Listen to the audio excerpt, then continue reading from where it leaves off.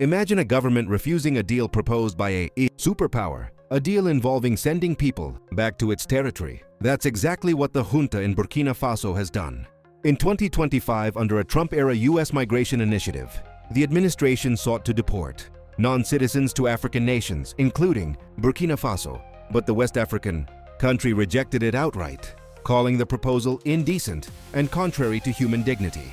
In this video, we'll explore what led to that refusal, what it means for U.S.-Africa relations, how it fits into broader debates on migration and sovereignty, and the human rights stakes behind the policy. Stay tuned. To understand this conflict, we need to go back to the U.S. policy toward migration, especially under President Donald Trump. Trump emphasized zero tolerance, stricter enforcement, and removing more undocumented immigrants from the U.S. One tool in expansion of removals has been deportation, not only to a person's country of origin, but in some cases to third countries. The idea of third country deportation is controversial. How can the U.S. deport someone not to their nation of origin, but to another country willing to receive them? Since mid-2025, over 40 individuals have been deported to African nations under secretive agreements, countries like Eswatini, Rwanda, South Sudan, Ghana. Human Rights Watch and other NGOs have strongly condemned the lack of transparency, the conditions of detention, and whether these deals respect international law. So in that context, the U.S. approached several African governments, offering financial incentives in some cases to accept deportees. Let's unpack what third country deportation means and why it's unique and problematic. Definition: deporting someone not to their country of origin, but instead to another country that agrees to take them. For example, someone from country A, living undocumented in the U.S., is deported to country B, even if they have no ties there. The receiving country may be paid or incentivized by the deporting country for this arrangement. Why it's controversial: sovereignty. Some states see it as an imposition on their sovereignty if they're pressured to accept deportees.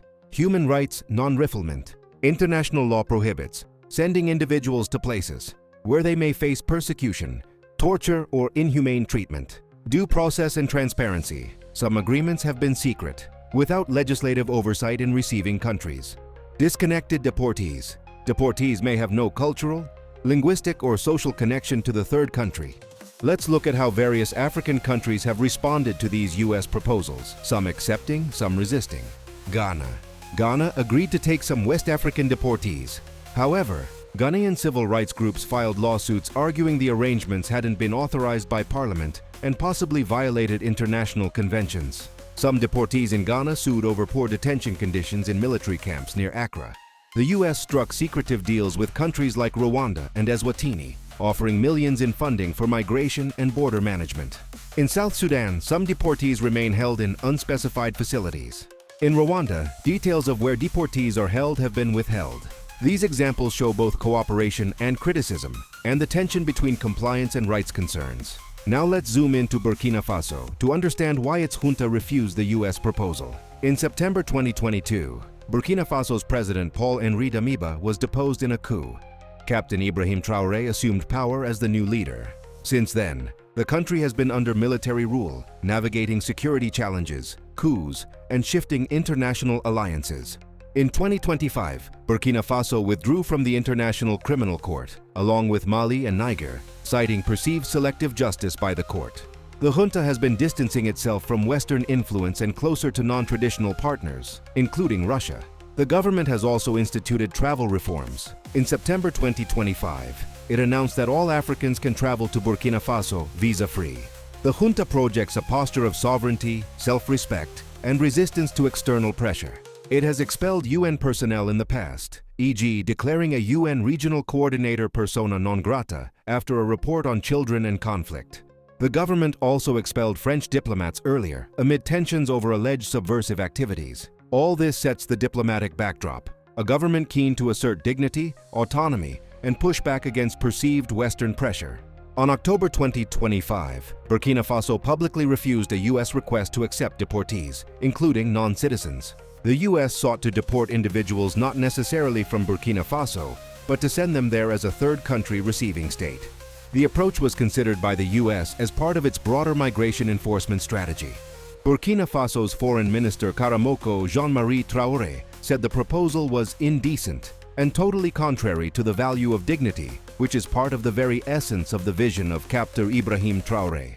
He stated, "Burkina Faso is not a land of deportation." He also suggested that visa suspensions and diplomatic pressure from the US, such as suspending visa services at the US Embassy in Ouagadougou, were possible pressure tactics. Later, the US Embassy in Ouagadougou suspended most visa services to Burkina Faso residents, redirecting them to the embassy in Lomé, Togo.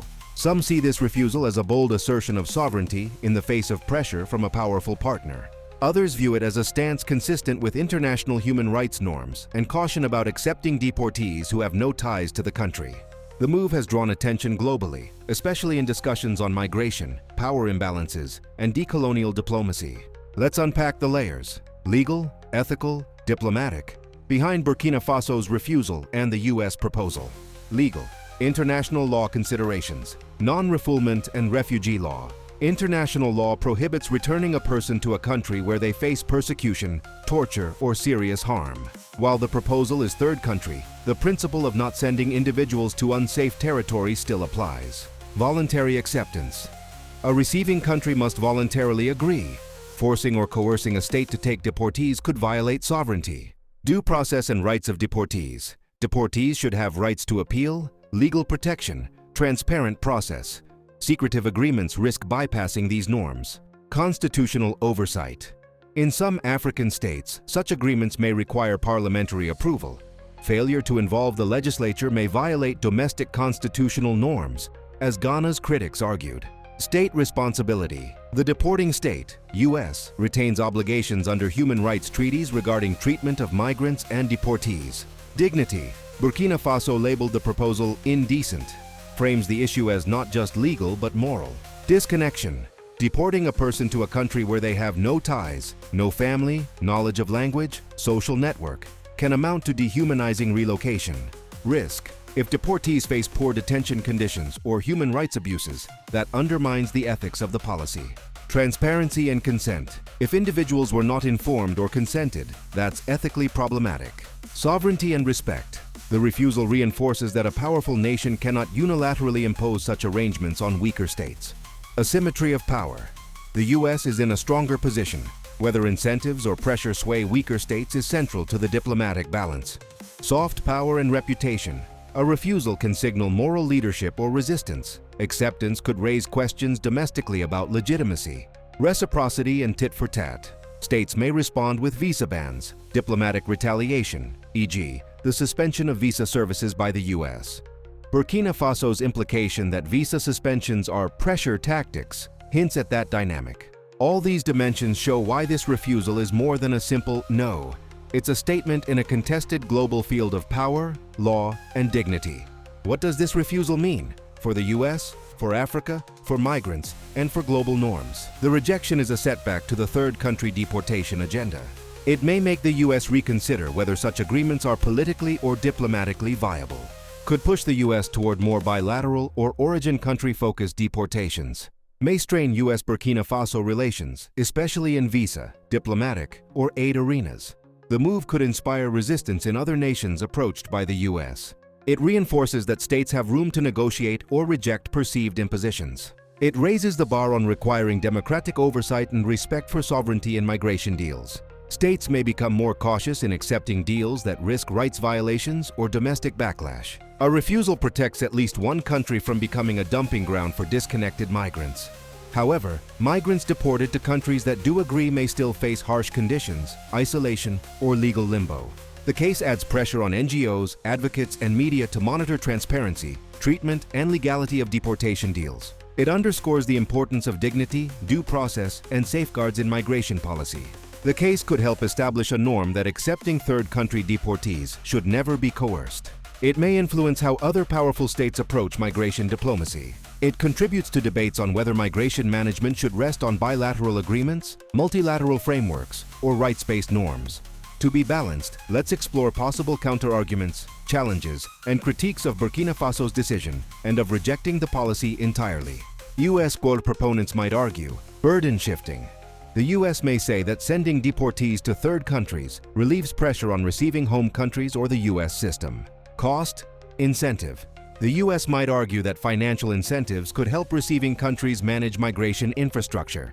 Security, control. Proponents might say third country agreements help the US manage borders and deter unauthorized migration. Voluntary consent.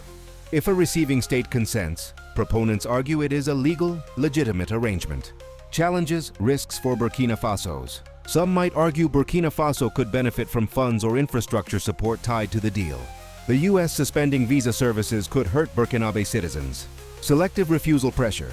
If many states refuse, the US may negotiate harder or retaliate. Could the junta refuse other demands? It may set expectations of inflexibility. Some may argue that in cases where deportees do have ties or roots in Burkina Faso, rejecting deals might hurt certain migrants who could reintegrate. Some may say that blanket refusal fails to negotiate safeguards and oversight. Critics might accuse the junta of using morality or dignity rhetoric to mask power plays or alignment shifts. A robust discussion must grapple with these opposing views, even if one leans towards supporting the decision. As we've seen, Burkina Faso's refusal of the US deportation proposal is a striking case in contemporary migration diplomacy. It shows that states have agency, even smaller or less powerful ones, in rejecting perceived overreach. Migration policy is not just about enforcement. It implicates sovereignty, dignity, and rights. Secretive deals and coercive diplomacy are vulnerable to pushback when framed as unjust. The global migration regime remains contested terrain, where law, ethics, and politics intersect. For the US, this signals limits to exportable enforcement strategies.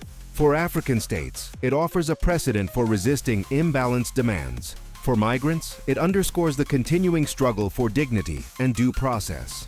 If you work in human rights, foreign policy, migration studies, or media, this case is a must-watch. And if you're a viewer, I encourage you to explore more, support transparency in migration policy, and demand accountability from governments. Thank you for watching. If you found this video helpful, please like, share, subscribe, and let me know in comments your thoughts. Was Burkina Faso justified? What alternative approaches should the US take? I'll see you in the next video. Visuals and B-roll. Use maps, flags, migration visuals, airports, borders, people walking, news headlines, courtrooms, government buildings in Burkina Faso and US. On-screen text, graphics, key quotes, e.g. indecent, not a land of deportation. Timeline bar, flowcharts of deportation paths. Interviews, clips. If you can, insert snippets from news, e.g. Burkina Faso Foreign Minister's speech, or expert commentary. Pacing. Break up long narration with visuals, textual summaries, rhetorical questions, transition slides. Citations. Credibility. In description or overlays, cite credible sources, AP, Reuters, human rights groups. Audience engagement. Ask rhetorical questions, invite comments, perhaps a short poll. Do you think the US should push harder or yield?